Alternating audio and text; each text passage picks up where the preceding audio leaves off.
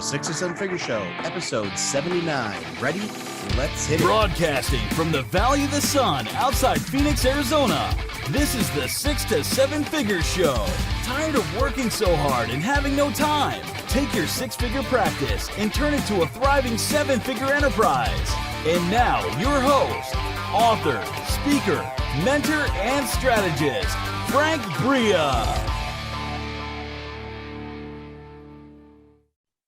Hey everyone, welcome to the 6 to 7 Figure Show. I'm your host, Frank Bria, and in today's episode, we are going to focus on strategic consulting and high-performance coaching. But first, a quick message from our sponsor. This episode of the 6 to 7 Figure Show is brought to you by High Ticket Program. Did you know that you are only 12 projects away from turning your six-figure practice into a thriving seven-figure enterprise? In the High Ticket Program Accelerator, we guide you through every step of the growth and scale process, something we call LEAP. Imagine having a world-class project team guiding you and your team through each and every step of pain-free growth, all with the goal of becoming a seven-figure enterprise and moving away from painful, time-consuming business operations and client delivery. Get a taste of LEAP in your own business by downloading our free high-ticket program core offer black book that contains more than 60 pages of standard operating procedures for your business, including onboarding, customer service, graduation, financial management. You can get that for free by going to the show's homepage at 6to7.show. That's 6to7.show for your free black book. I am absolutely pleased to introduce today's guest, Amie Devero, who has been a strategy consultant and an executive coach for over 25 years and has run a number of startups in the smart cities industry. She's currently works with high growth startup founders and executives, both on developing and executing strategy and as a high performance coach. Amie, welcome to the show. Hi, thanks for having me.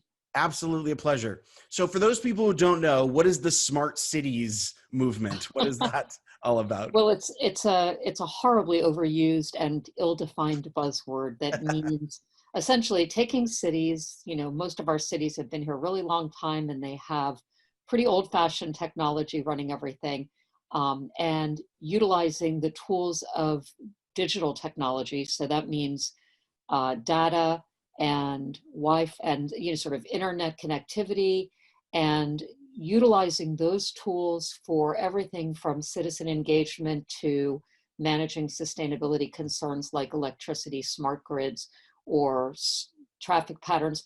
Most people get their first sort of inkling of smart cities by paying for parking with an app. Yeah. And that is the actual businesses that I ran. So I was at the very skinny end of the wedge of smart cities.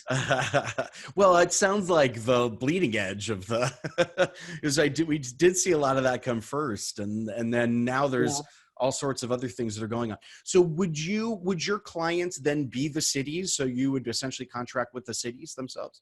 I have had city clients, but that's not really what I mostly do. Okay. When I was running technology companies in that sector, they were my client, yes. Right. But it's a peculiar kind of a business interface, because while the city contracts with you, your actual end user customer is the public.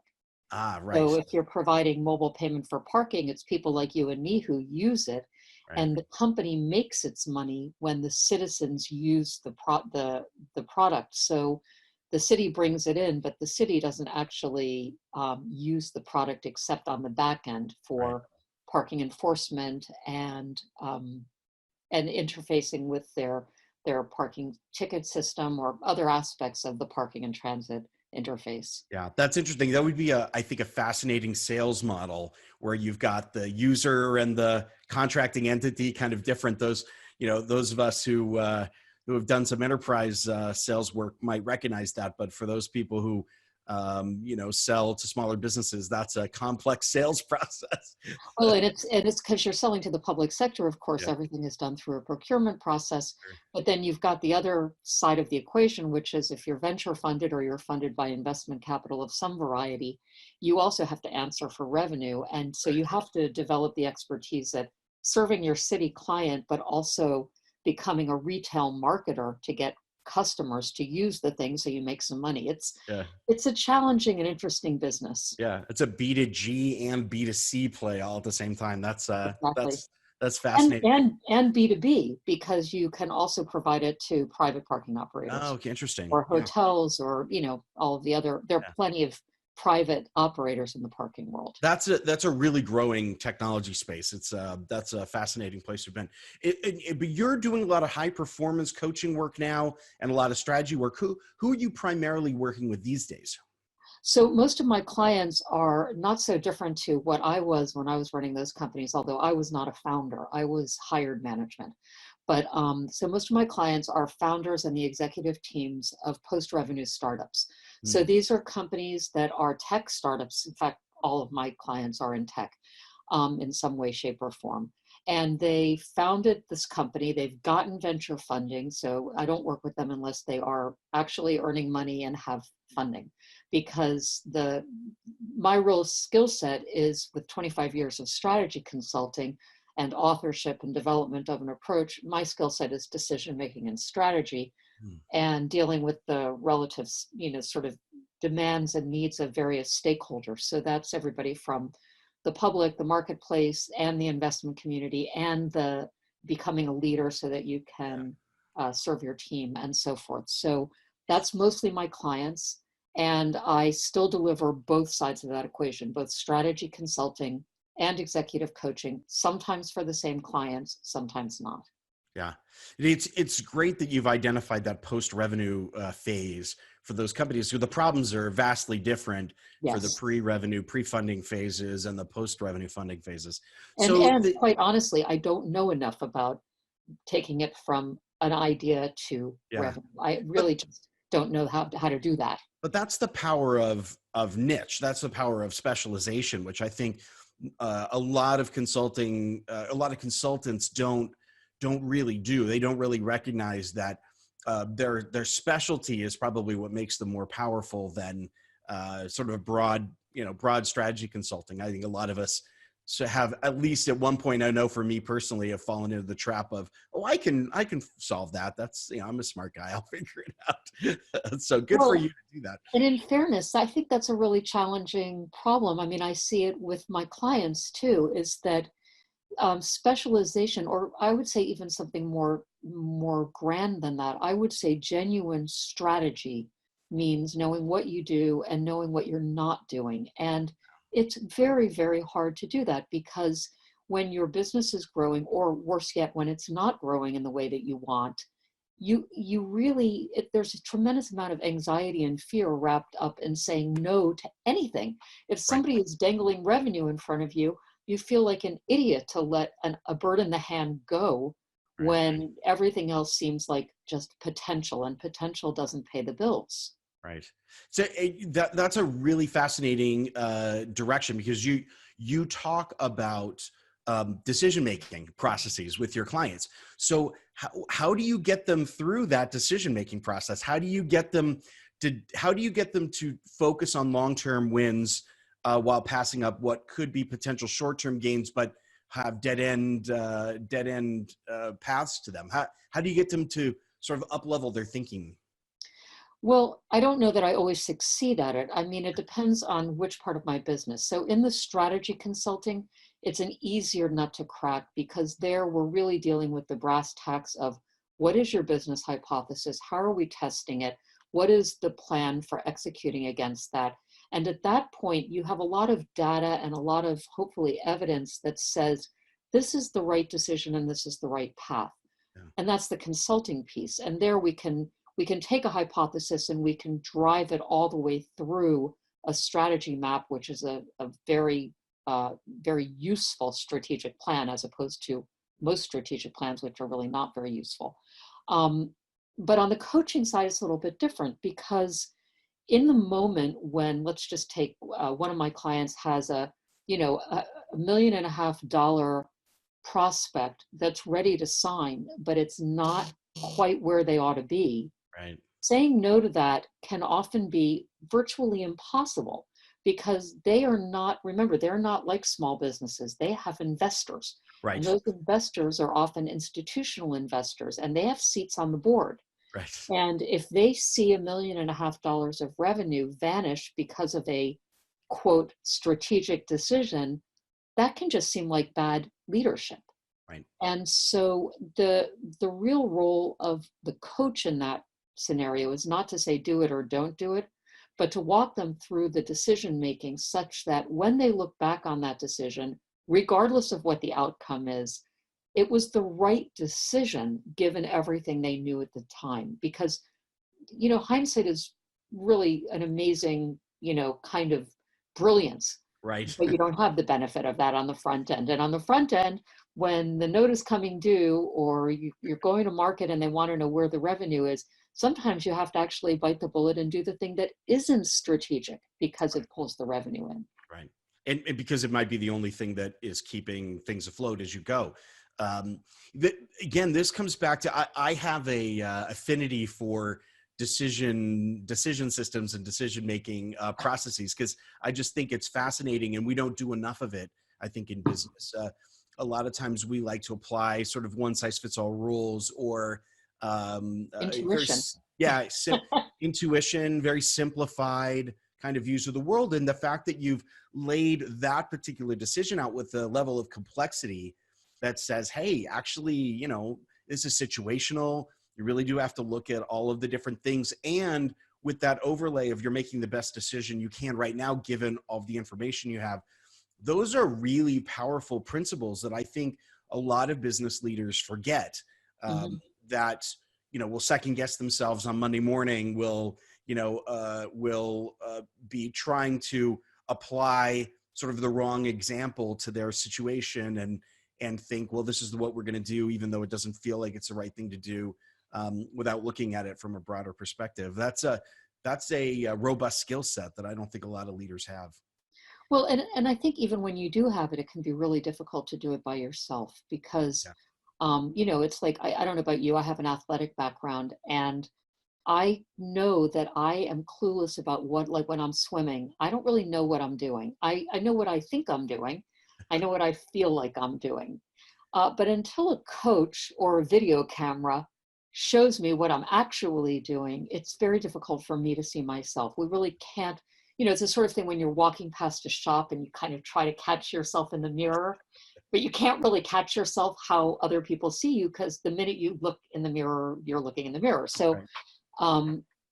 The utility of a coach is that that's the person who's going to kind of be you outside of you. Yeah. The other thing I would say about decision making is that what we are often guilty of is sort of indicting our decision when we don't get the outcome we wanted.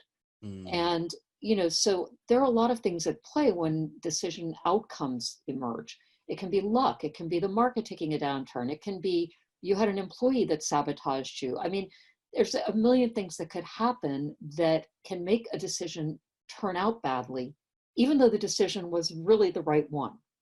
And so sometimes what we do is we get a bad outcome and then we go, well, that was stupid. I never should have done that.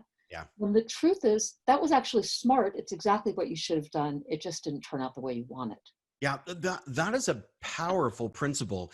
This idea that, look, all decisions in life, not just business, have an element of risk associated with them that anytime we make a decision, all we're really doing is we're trying to increase the likelihood of a successful outcome. We're not creating 100% potential for a successful outcome. And then when it does turn bad, a lot of times we're learning the wrong lesson from those outcomes. And to have, Exactly. so what I think you've done is you've outlined this incredible strength of perspective from an outside coach, where you're seeing things from outside of yourself from a different perspective that you would never have the ability to see. And you've got someone, talking you off the ledge, as it were, occasionally when things don't turn out exactly the way you expect they're going to. And so you're able to say, well, wait a minute, actually, let's think about it. We did all of the right things here, even though the outcome isn't the way we would have hoped.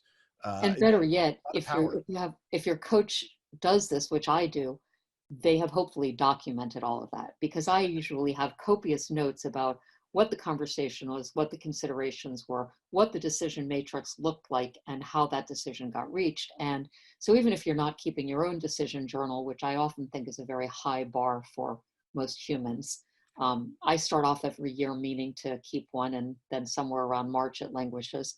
Um, you know, and but having a decision journal, or at least having a record of what your thought process was, how you made that particular decision, what you thought the probability of success would be, knowing that, as you quite wisely point out, there is risk, there is luck, there is just simply terrible things happen. I mean, 911 happened and everything went awry for everybody for the next, still happening, you know?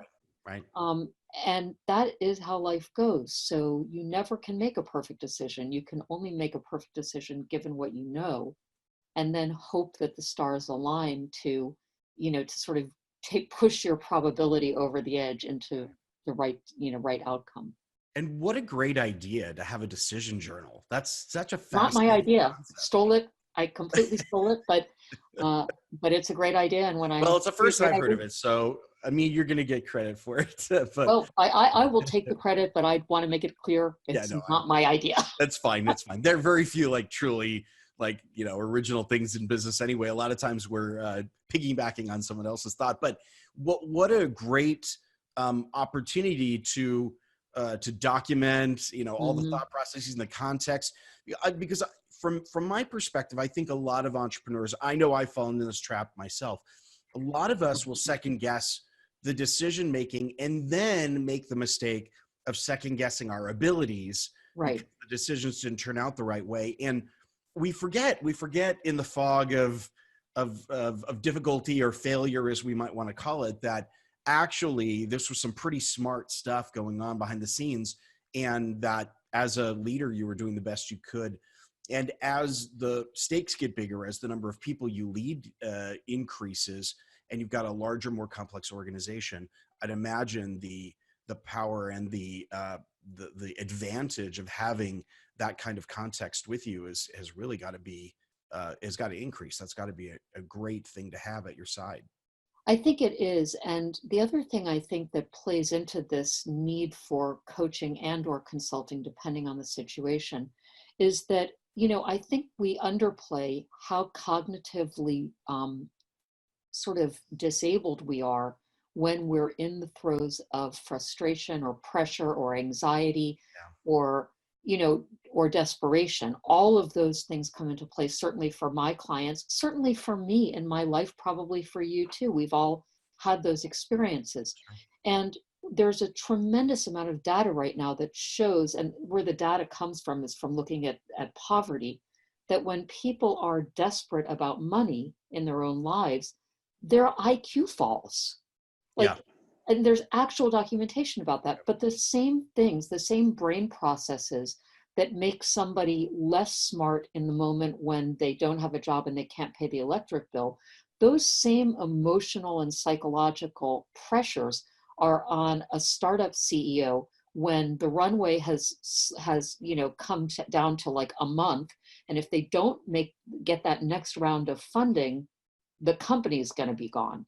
And so with those pressures on you, then expecting yourself to be this kind of, brave, powerful, optimistic, visionary leader, which is this sort of absurd paradigm of leadership that we have, it's unreasonable to expect yourself to make your best decisions in that situation. And that's why having a decision journal and having somebody who can kind of lay it out with you to look at all of the competing needs and competing stakeholders to make the right decision given the information is so valuable, because it adds to your own potentially flagging IQ in that moment. And I must say, my clients are brilliant. I mean, these are people who I'm in awe of, but they are not at their best in that level of pressure or anxiety. None of us are. Yeah, I think we can all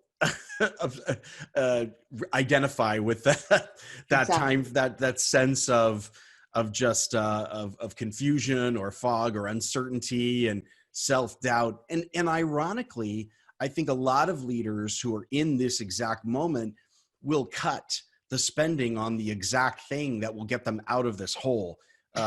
Strategy consulting, strategy work is sometimes the first thing to go when funds are tight and organizations really don't see a lot of future in the runway. And again, this goes back to poor decision making in times of stress. It's funny you say that. I actually got my first job running a startup while desperately unemployed and broke when the bottom fell out during the Great Recession, and nobody would pay for my speaking engagements or strategy consulting because everybody was cutting that. Right. And so there I was broke and ended up one of several people on the front page of the then St. Petersburg Times, now the Tampa Bay Times, with an article called something like "People You Would Never Believe Can't Get a Job." And I was one of the people. And that's how I got that job, because I would come cheap. It was like, Yeah. oh, wow, here's this really qualified person for way less money than they're worth. And that's kind of how I ended up with this pivot in my career to technology and smart cities. Oh, nice. Yeah. And you never know. Sometimes those things just come out of nowhere. And we look back at the path and think, I don't think I would have planned it that way. But Yeah. But I want to pivot a little bit here to talk about the work that you do, get a little bit more into detail about that. Mm-hmm. As you are engaging with an executive or their team, what are some of the outcomes that they're looking for in an engagement with you? What are some of the problems you're typically solving? So there are a couple of sort of problems that come up repeatedly. When a company is going from being a very small, intimate team, you have to remember how most startups form is this very intimate team with young, my clients, the leaders are not necessarily that young, they're usually in their 40s, but the team that they have around them is often quite young. And these people have been called upon to be everything from the CMO to the chief bottle washer and everything in between, and to work 18 hours a day. And so there's a tremendous intimacy and loyalty. But at a certain point, as you bring in more capital and the board grows and the team grows and the levels of management grow, that has to change. Mm-hmm. What doesn't necessarily change, though, is the mentality of the people on the team who were there from day one. And they have an expectation of very immediate access to the CEO and of a kind of tenure that their own maturity may not warrant, either because they're too young and inexperienced, or just arbitrarily because the investors say, no, we want somebody older, more seasoned, with a better track record, or who's more famous. And that can be really difficult for the CEO and the C-suite in general to navigate that transition. So how do you go from being a startup founder with an intimate team of cohorts who you adore and are instantly accessible to being the leader of an enterprise that may grow in orders of magnitude over the course of a couple of years from 25 people to 5,000 people? That's a huge shift. So that's a big portion of my work, is navigating that, creating systems and processes, having the conversations that will empower the subordinates such that they stick around and hang in there. Because, being a director when you used to be number two can be a blow to the ego. But if it comes with a massive increase in potential wealth because of the valuation of the company, then sometimes there's work to be done there with those folks in the subordinate levels to deal with their ego blow while understanding that they're going to gain out of this. Yeah. So that's one piece. Go ahead. That's a huge dynamic that I think if people haven't been in a venture capital funded firm, I don't think they appreciate the complexity of that dynamic. We look at people like Mark Zuckerberg and Steve Jobs, and we think, although Steve Jobs is probably a counterexample since he was fired and then brought back. Right. We look at founders and we think, oh, well, they just immediately became the CEO of this big, large organization and everything's all happy and wonderful. And that's usually not the path for most founders, right, as the tech companies grow. And there are these sort of right-hand men and women who then get sidetracked into other positions because the company's growing, and oftentimes that person doesn't have the skill set to perform at the enterprise level immediately out of the chute. And it can be a challenge, and that dynamic is tricky. So again, for those people who have not been in an organization like that, may not appreciate the battle you're waging Right. in these Yeah, companies. it is a battle because you have to satisfy the folks who have been there from day one. For one thing, they're the only people who really do have that intimate knowledge of every aspect of sometimes the code. I mean, they may be the ones who understand how to make everything work because usually things aren't working quite how they appear. Sure. There's a lot of, sort of man behind the curtain stuff usually going on. That's one piece of it. The other thing, though, that I see a lot, which was very shocking to me because my consulting history was largely with legacy companies, is how hard it is for leaders who are largely millennials and the subsequent generation to be tough. I'm old enough that my bosses were mostly really kind of assholes along the way. I was like, nobody seemed to mind being an asshole, but that's not true today. Yeah. Today, there's an expectation that everybody's kind and generous and inclusive and empowering.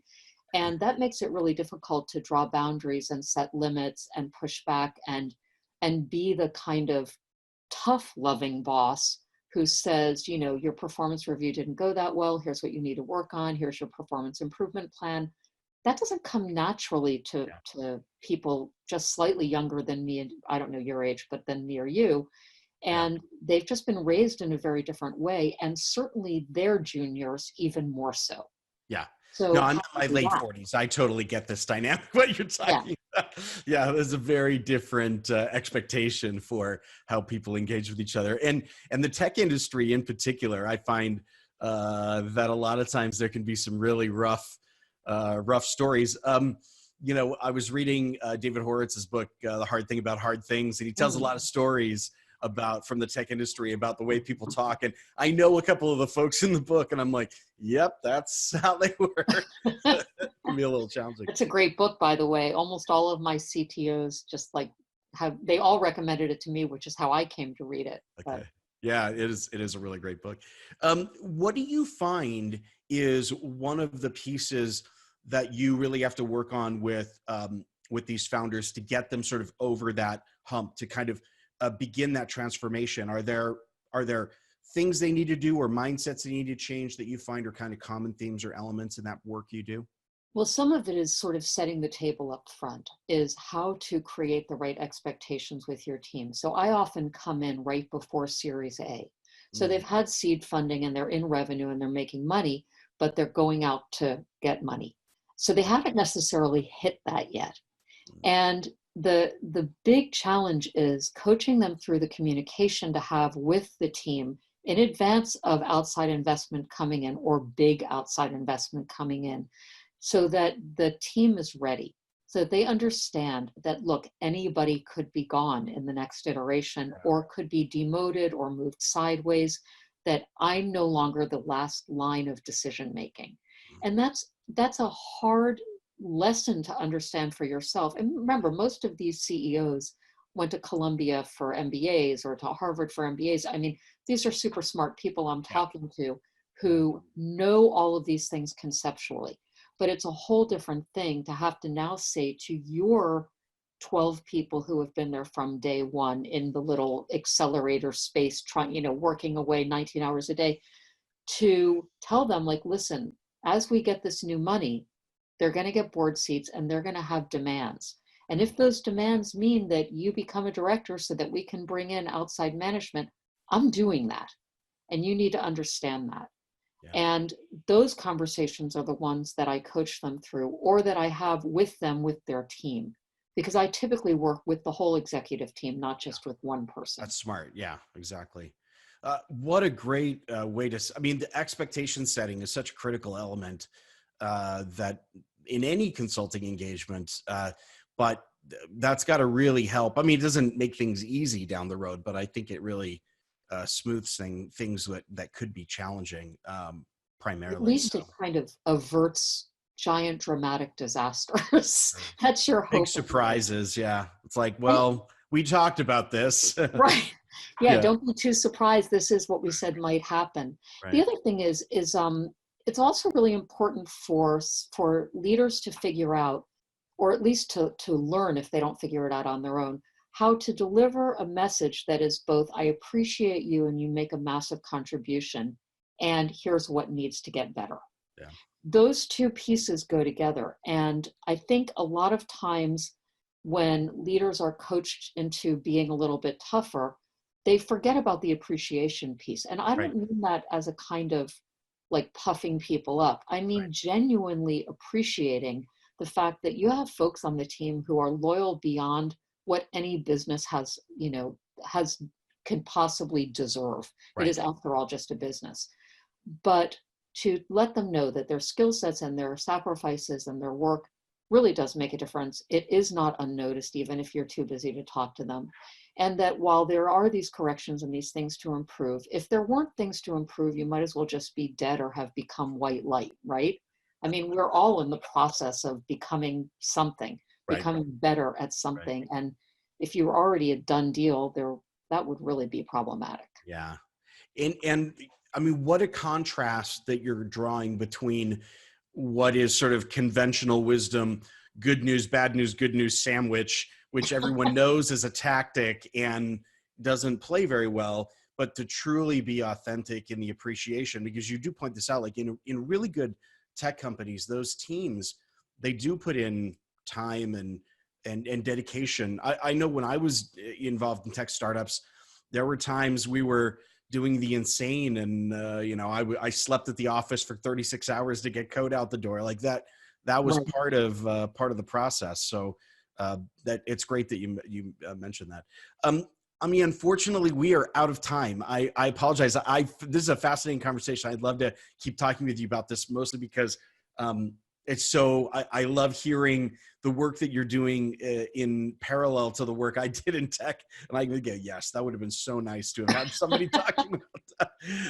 But thanks so much for being with us. I really appreciate it. I know you're busy, and thank you so much for taking time out of your schedule. One question before we go, though. As folks are listening to the work that you're doing, if they want to connect with you, what's the best way for them to reach out and make that connection? Probably just go to my website and fill in a contact form. They come directly to me. They're not filtered at all. So it's Amie Devero, AMIEDEVERO.com. And you can figure it out from there. We all know how to work a website. Terrific. And we have that link below the video. It's on the show notes page for the show. If you're out and about listening to the audio, come on back to the show notes page and just click on through to connect. Thanks so much for being with us. Really appreciate it. This is my pleasure. Thanks for having me, and have a happy Thanksgiving. Thank you very much. And thank you all for being with us on the 6 to 7 Figure Show. I've been your host, Frank Bria. And just a quick reminder about the high ticket program Core Offer Black Book. Contains more than 60 pages of standard operating procedures on how to run your coaching, consulting, or expert-based service business. You can download that for free at the show's homepage, 6to7.show. That's 6to7.show for your free Black Book. And we will see you on the next episode of the 6 to 7 Figure Show. Make it happen.